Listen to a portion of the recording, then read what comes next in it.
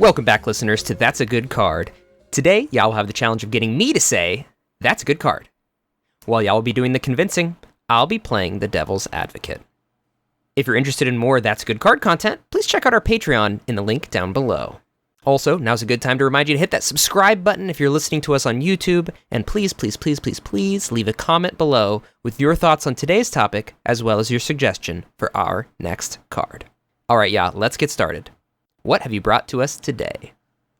Thanks, Kyle. The card I brought today comes from one of our listeners from YouTube, and his name is Ian's Voice 5774. Thanks, Ian's Voice, for recommending this. I think it's pretty neat. And the card that they suggested is Force of Despair. It's 1 generic, 2 black pips. It's an instant, and it says, if it's not your turn, you may exile a black card from your hand rather than pay this spell's mana cost. Destroy all creatures that enter the battlefield this turn. It's from Modern Horizons 1, and when we look this card up on CEDH Analytics and on Moxfield, CEDH Analytics has this at 162 occurrences, mainly seen in mono black, and then all the way up to 1 or 2 blue farm lists.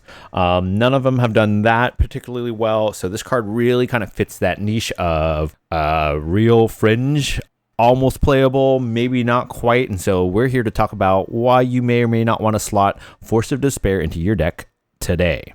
Yeah, and there were some interesting lists that we, see if we're looking through the occurrences. There's like a lot of Rakdos lists, which makes sense, it's like you have a high number of black cards, so this might be something that appeals to you. But there's a wide range of lists, like you said, mono black all the way up to blue farm, so we're seeing 2, 3, 4, and I don't see any 5-color lists, but I wouldn't be surprised if somebody's tested in there. Now that you bring it up, I did take a look at Moxfield for this list, sorted by competitive lists, and by and large, the commander that is running this card the most is definitely Yuriko, which I think makes sense. We'll talk about why here in a second, but Yuriko. Like every line was like 2 or 3 Yuriko lists for like one of something else that could run Force of Despair. Yep. But yeah, let's talk about why this card could be in your main part of your deck. I think the first part, speaking of Yuriko, is if your plan involves beats in some sort, this can really help clear the way. So let's talk about what are the specifics on this card.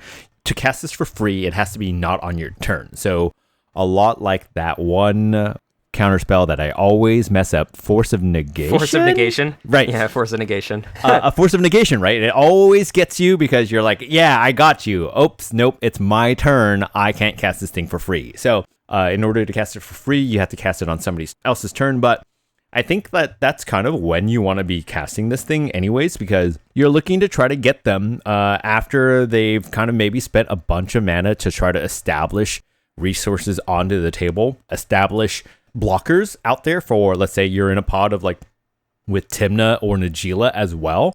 Not only do you potentially get rid of those attackers, but if you're in Yuriko, right, you're getting rid of potential blockers along the way. And it's any creature that entered in that turn.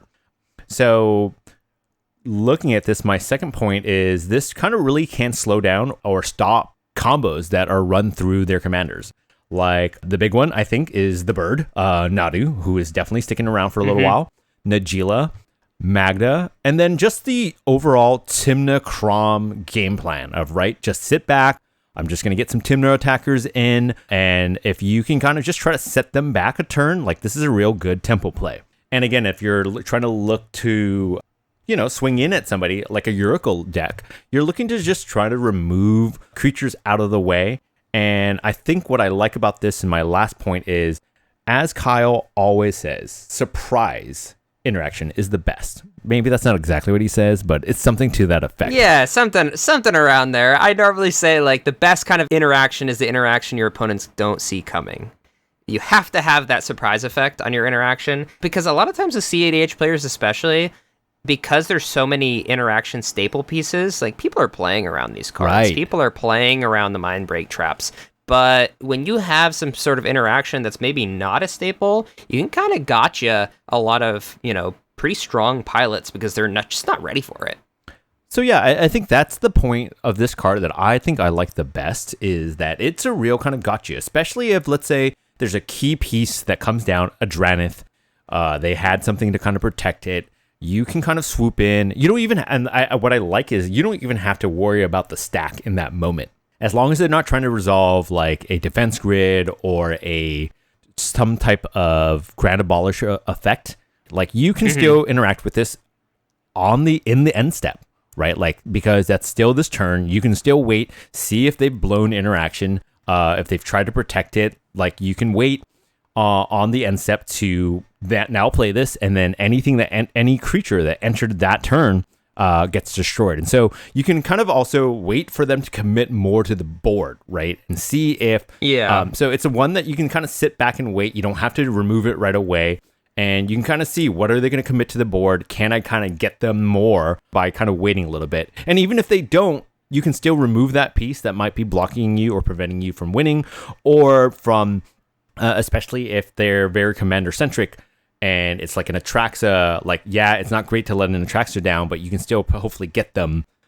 at the end of their turn, right? Or potentially when they've already kind of blown everything, they maybe try to win, and now you've really kind of set them back further. I mean, you've kind of talked about 3 different points now in terms of like the types of things that you want to remove in CEDH. It's like 1, the win conditions. Yeah. You want to be able to stop the Ruthless Technomancer, or you want to be able to stop the Dockside Flickers, or you want to be able to stop the Hullbreaker Horror that's come in and starting to loop things, right? That's the number 1 thing, is stopping those creature-centric win cons. Even like a dual caster mage, Twin Flame, before they, when they declare combat. That's number 1. Number 2 is getting rid of those Staxy pieces, right? Those Draniths, those oofs, those things that's going to make your game plan a lot worse. And then the third that you mentioned is simply using it as a removal tool for some big bomb, right? Whether it's a Traxa or a Corvold or a Seedborn Muse, it really doesn't matter, right? Just some sort of bomb that's really going to rip you apart. Do you think that that's like a fair like assessment of the 3 things that you're trying to get rid of? It really this applies to all removal, right? Yes. It totally does. And I think, like I said, like that's a very fair assessment. That's exactly what I'm trying to say. I got excited about this card, so I guess I like it a lot more than even I thought. Like I said, I really was getting at before was I like that I can kind of sit back and wait to kind of cast this, wait till the end of your turn. Because maybe it's not the right call, right? Maybe I do want that Dranith, and I don't have to worry about it in that moment, right? Like as it's being cast or as it hits the board. I haven't all the way till the end of your turn, which can be like sometimes really long turns, depending on what turn it is or like what the state of the game is. And so I like that this card gives you a little bit of some breathing room in order to cast it. Yeah, there's like niche applications to that, like potentially if an Ob is sitting there with a bunch of cards in exile that they might be wanting to cast on that person's turn or something like that, maybe. But at the same time, I think you're kind of getting more into a point of the downside of the card, which is that you do have to cast it on the turn that the creature that you want dead comes into play. Yeah, right? that's fair. So yeah, you can wait till the end, but you're not necessarily able to wait till the opportune moment like you can with a lot of other removal pieces. Yeah, that's totally fair. And since you kind of mentioned it, let's go ahead. Those are my major upsides on the card. Let's talk about some of the downsides, Kyle.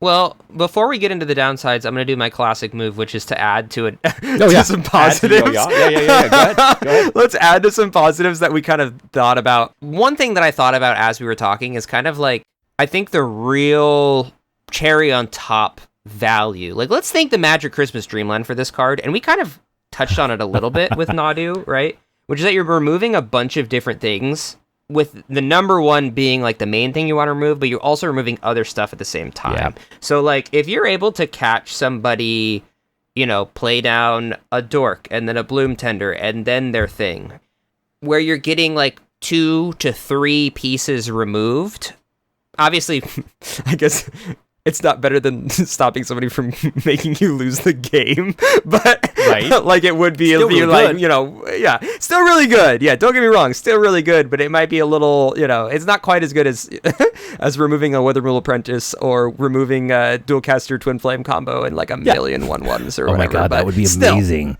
Still, yeah. Being able to get extra value than something like when I think like base creature removal, I'm thinking like a lightning bolt, right? Thinking like getting more value than just like bolting something or slaughter pacting something or swordsing something. I guess CEDH, it's more likely that you see a swords to plowshares than a lightning bolt. But it's kind of close. Yeah. But sure. that's kind of where I see this card shine, is like you're getting extra value out of your removal piece. It's more closer akin to a board wipe than it is spot removal. Do you think that that's kind of fair? I think so. And I was kind of careful not to say board wipe because it's like, it's not even asymmetrical, right? It's just very like targeted. It's a very targeted board wipe. I mean, unless somehow somebody's playing someone like OBMs. Like, what if somebody, and I'm right. kind of going to get into this, right? There could be a Magic Christmas Dreamland where, your opponents get into an OBM fight and somebody is developing their board and you get to clear everything out all at once. Yeah. Like, that can happen. That's more like the Magic Christmas Dreamland, right? But yeah, it's kind of akin to a board wipe. I guess the positive side of it is board wipes aren't always necessary for every single deck that we see in CEDH. Correct. A lot of times there are decks that aren't even going to be really playing creatures, or really their boards don't need to be cleared. So you're using this targeting those decks that you mentioned, the Nagilas, the Magdas, like the things that are playing a ton of creatures will get stopped by this. And even though it doesn't stop everybody, it's realistically like maybe there's 1 to 2 decks at your table that are really reliant on developing their boards out, like Battleship style. Yep. Everybody else is kind of not really doing that. So I don't think you're super worried about it not being a full board wipe. Right. But yeah, that's kind of how I see the card. It's like right in between. It's between spot removal and a board wipe. I think this hurts like a Xyrus player, right? If you're looking to get somebody else and like they're just drawing a ton of cards, like you can potentially get like both, but unless your meta kind of involves that, like I think like at best this card is hopefully, I think your like basic floor that you want is at least 2 creatures, but the real floor is like spot removal. That's the real floor of this card to me, is like spot removing a Drannith on the person's end step. Yeah, I mean, and those creature combos, because there's a lot of them, and there's some lesser seen creature combos. Like, I haven't really seen a lot of Felidar Kiki-Jiki stuff recently, but this can disrupt that potentially, as long as you time it right. I think you can probably disrupt Protean Hulk lines. I really haven't played against a lot of Protean Hulk lines of recent, but you can probably kill the thing that pings you when things get sacked, and then you'll live, question mark. I don't know. I'm not a Protean Hulk player, so I don't know how that works. But I know there's like some persist triggers or something like that. I don't know. Someone fact check me on that in the comments. Let me know if this can stop it. Along those lines, though, I think that what you bring up is kind of really neat. Like, I think that this is a very interesting card in this bird-heavy meta of Nadu. It doesn't target anything, right? But it targets everything that comes in on that turn, and unless they have a creature that lets them activate the Shuko game plan or the Paradise Mantle, right? Whatever it is that they're trying to equip, they can't do that in response, right? Because equipping is at sorcery speed. They can't beat that and now try to get more triggers on top of it, right? Like they have to be able to play something from hand, and hopefully you're getting and removing the thing, like you're at least removing Nadu plus like some other things, right? In order to kind of, again, slow down that game plan or stop them in their tracks. Yep, it's very effective against that deck. All right, yeah. Do you have any more points? Are you ready for me to get into my downsides? Let's get down into those downsides. Let's get down into those downsides. All right, my first one is that the floor of this card is that it's a 1 for 2. Yep. You're removing 1 problematic card for 2 of your own, and it's really situational on what that ceiling's going to be. So, especially in CEDH, pitching a card in the casual table or pitching a card in specific decks that have lower card quality, it's not that big a deal. But for CEDH, especially those like when you get to 3+ color lists, a lot of the cards that you're pitching are really, really good. And we've talked about this before. In black. Talked about this in Pyrokinesis. Yeah, exactly. So it's the same issue where you're running into the floor being you're removing 1 problematic piece for you at the cost of 2 of your own cards.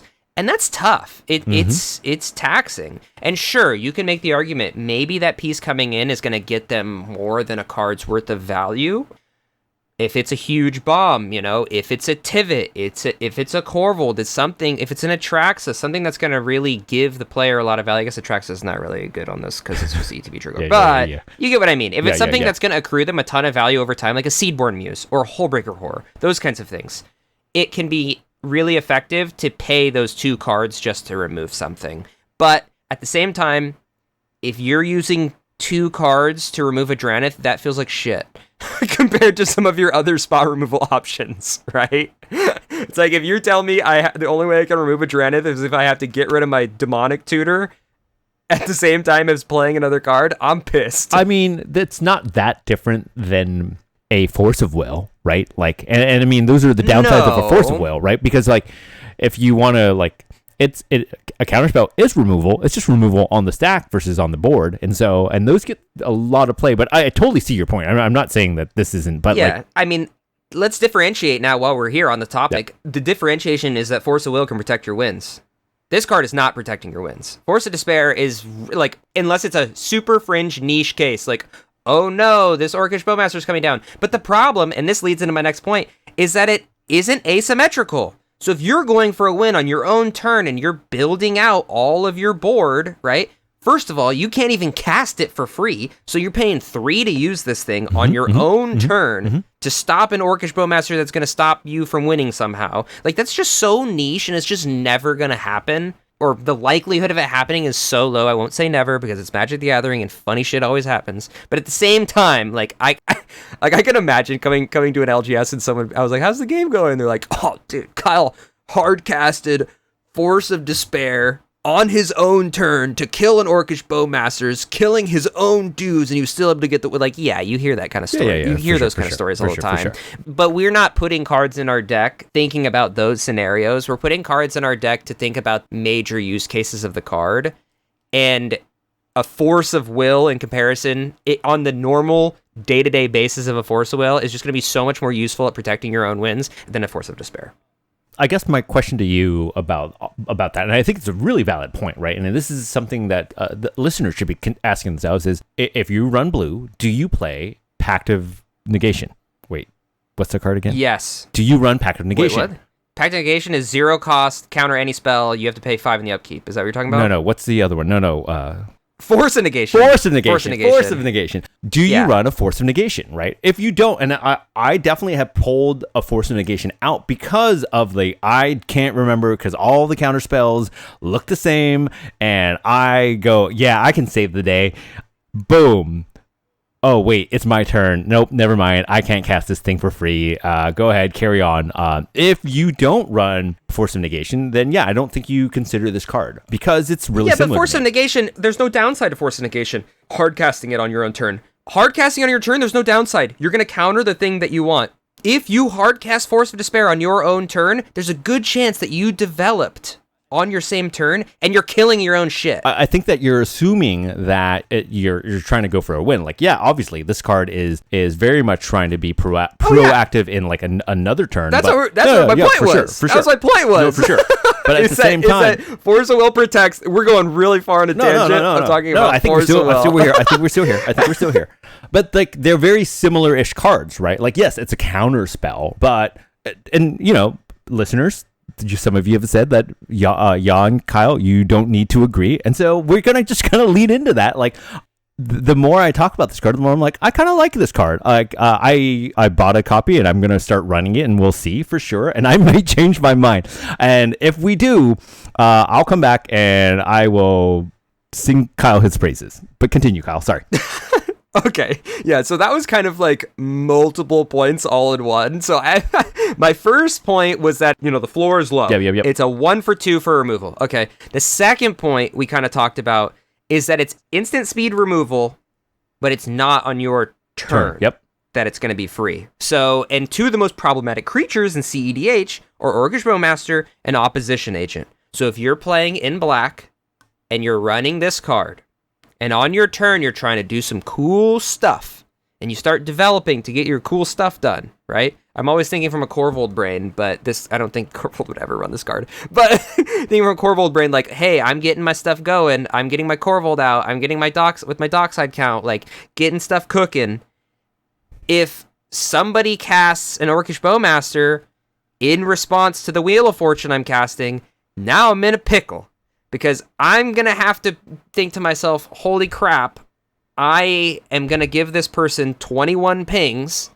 The other option being I cast this Force of Despair, hard cast, on my own turn, kill all of my stuff, and then have nothing left.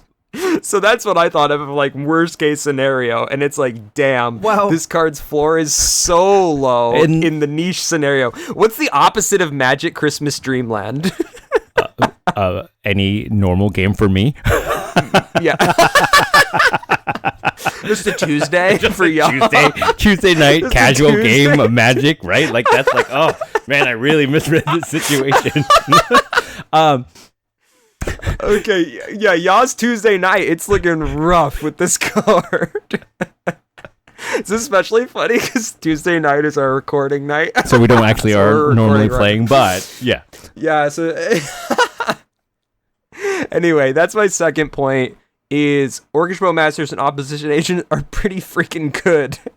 And this card doesn't help you with those, so good luck with that. It doesn't help you in that very specific scenario, right? Like, on your turn, right? Like, on your turn. Yeah, but you're never really going to be wanting to, like, yes and no. Like, I guess you can make the point that you want to remove an Orcish Bowmaster or an Opposition Agent on someone else's turn. But, like, at the same time, normally those things are kind of screwing over the opponent that's trying to propel forward. So it's a judgment call. It is a judgment call, and it, like I said, like, the nice thing about this card is, you let this hit that other player, they lose their search, and then before that their turn ends, like, maybe you get rid of it. And again, you do have to read the situation, and again, this is one of those cards where I think it needs you to level up your the skilled pilot. Is this what you're going to bring up? Like, which I am not. A skilled pilot. Right, you do have to be a little bit more skilled. Like, there are some cards where you don't necessarily need to be that skilled to like have it be good. Like a Risic Study, just slam that thing, right? It's going to do its thing for you, right? It's going to hold your hand. It's like, here's your card. Nope, that doesn't work. Okay, let me give you another card. Let me give you another card. Whereas, like, other cards, you're gonna have to work for a little bit. Is that enough for it to run? No, but I think that's why we're having this discussion, right? And like, we're just trying to make sure that listeners are putting more thought into the cards that they're putting into their decks, right? As a whole. So I think you made some really good points. Yeah.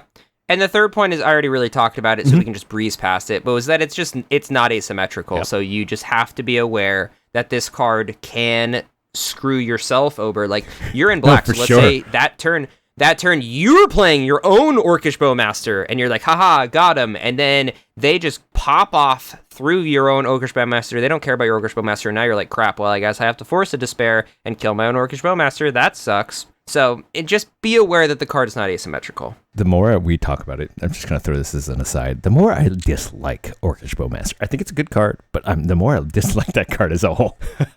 I mean, it's absolutely busted. That card's so good. It's so good. Especially in tournament play, the amount of times that I've won games just from early tutoring for an Orcish Bowmaster instead of early tutoring for a win. Yeah, just to control the board, especially when you're in seat 3 or seat 4, and you're like, man, like, I'm not going to be able to do something. I'm not going to be able to compete with these guys. Like, just getting out, like, an Opposition Agent or Orcish Bowmaster is just huge. So nice. It's huge. So nice. No dorks for anybody. Yeah, exactly. Keep everybody down.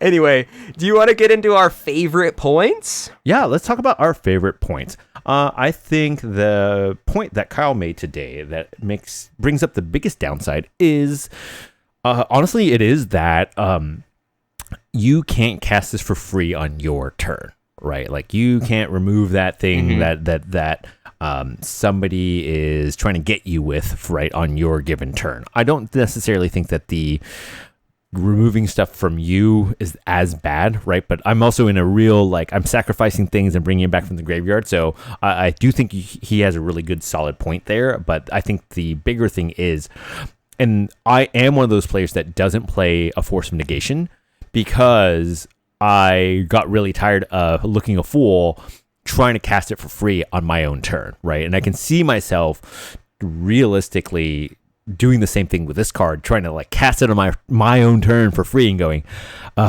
damn it.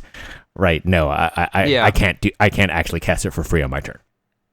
Yeah, especially since there's such a high density of good black cards, blue counterspells. Yeah. Well, I was actually going on your point, which is really interesting. And yes, I personally think Force of Negation is still busted. And no, for sure. It's probably an auto include in every blue deck. But at the same time, I kind of see your argument of like, sometimes it's just better to have 2 counterspells instead of a force and pitching a counterspell, if that makes sense. Yep. So it just kind of depends. Cool. My favorite point of yours is that this card does pass the Kyle test of being surprise interaction. The best interaction is the type of interaction your opponents don't see coming, and there is no world where people are going to be playing around Force of Despair. You just don't see it that much. And the fact that if you're in like Rakdos or you're in mono black, people aren't really going to expect you to be able to just pull out, like completely tapped out, just be like, haha, Force of Despair. People don't see that shit coming. It's not even on their radar. It's not even on their friends' radar. It's not even on their friends' radar, right? And this might be insulting to the people who are Force of Despair stans. And let me tell you this, because if you've made it this far, I can't believe I haven't talked about this. This card's in my own deck, okay? One of my favorite decks, which is Crick, mid-range, CEDH, Relentless Rats. But check his box field. It'll be in the links down below. Check the links. My CEDH Relentless Rats deck runs Force of Despair. And you might be thinking to yourself, why does it run? Well, it might not actually be in the list right now, but it has in the past. Actually, it makes a lot of sense in your list. Yeah. So it has been in the past. I don't know. I'm not going to change it. But it's definitely in the sideboard, and I've played it before. It's really cool to be in a mono black list and then have that gotcha moment where you just blow people out of the water. It's nice. Yep. All right, y'all. All right, it's that time. Have your thoughts changed on this card based off of what I brought to the table today? Were you convinced? Is Force of Despair a good card? No, smile. No, I'm not sold. I'm sorry. And I feel like I've been on the downturn recently of denying all the cards that you're bringing up, yeah. But I'm just not sold on this card. We didn't talk about it either, but something I was thinking about mentioning as well is just like the amount of black cards that you might be seeing in your deck. Yes, there's a lot of them. We kind of touched on it. Most of them are pretty damn good, and I don't want to be pitching a Demonic Tutor, or I don't want to be pitching a Vampiric Tutor, or really any black card if I don't have to. The only time I'm thinking about like pitching a black card that's like a staple that I don't necessarily need is if I'm in a Reanimator list and like there's nothing for me to reanimate, and there's like an Unearth in my hand or something like that. Maybe then it doesn't feel as horrible, but at the same time, getting rid of 2 cards to potentially just kill one problematic thing, just run something else. There's better removal out there for spot removal, and the few and far between Magic Christmas Dreamlands where you're just absolutely blowing people out of the water, like, sure, that's great, and that feels really nice, and you're going to remember those games where you absolutely destroyed all of your friends because Force of Despair just hit perfect, chef's kiss, mwah. It's just so few and far between that I'm not sold on this card yet. Alrighty, folks, well, you heard it here. If you disagree with Kyle, or if you disagree with me, let us know in the comments below. Join the dialogue on Twitter if you want. We're both on there. I'm trying to be more active.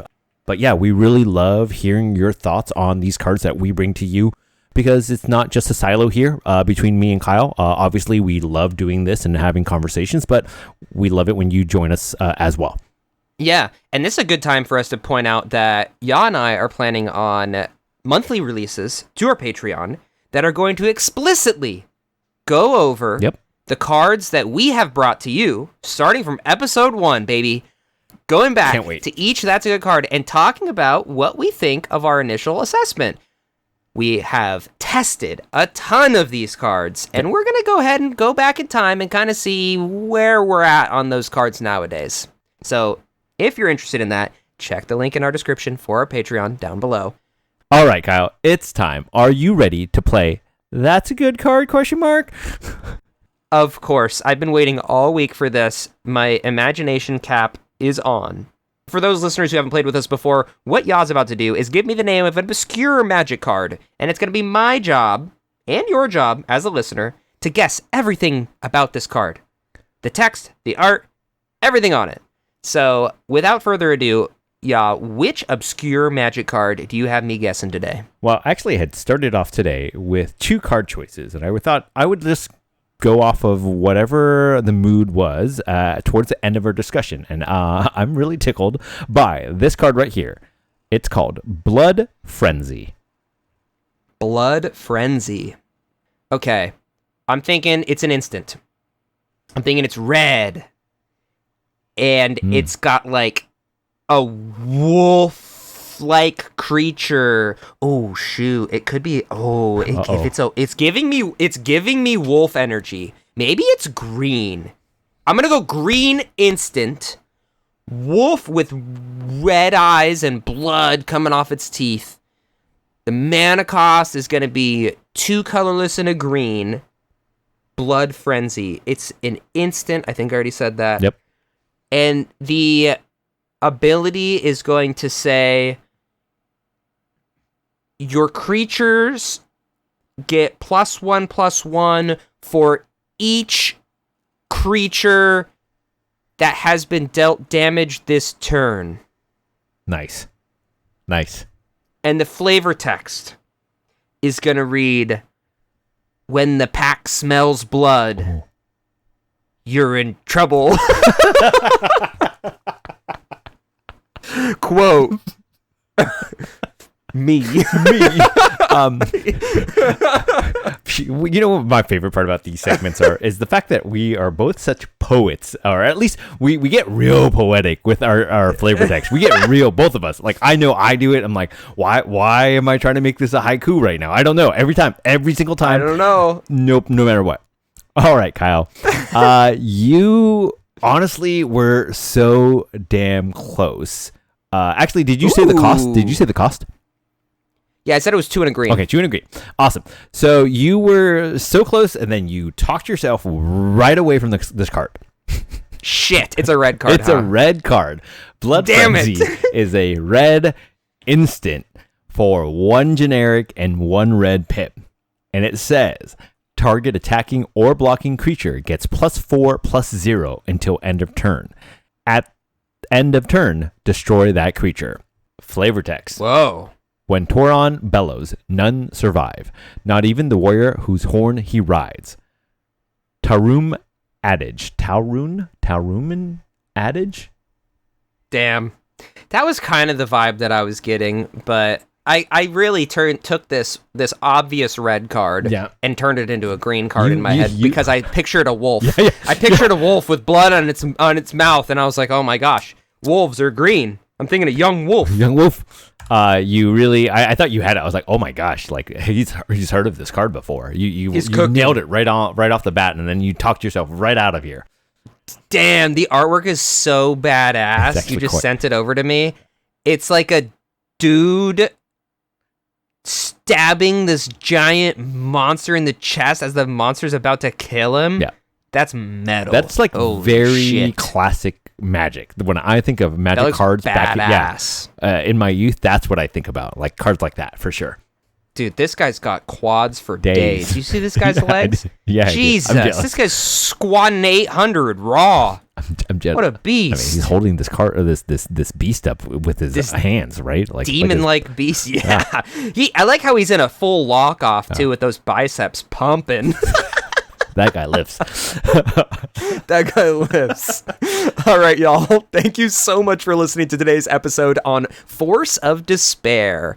Please direct your attention below to our link tree down below. That's going to have links to all of our social medias, as well as all of the platforms that we host our podcast, whether it's Apple Music, YouTube, or Spotify, as well as our link to our Patreon.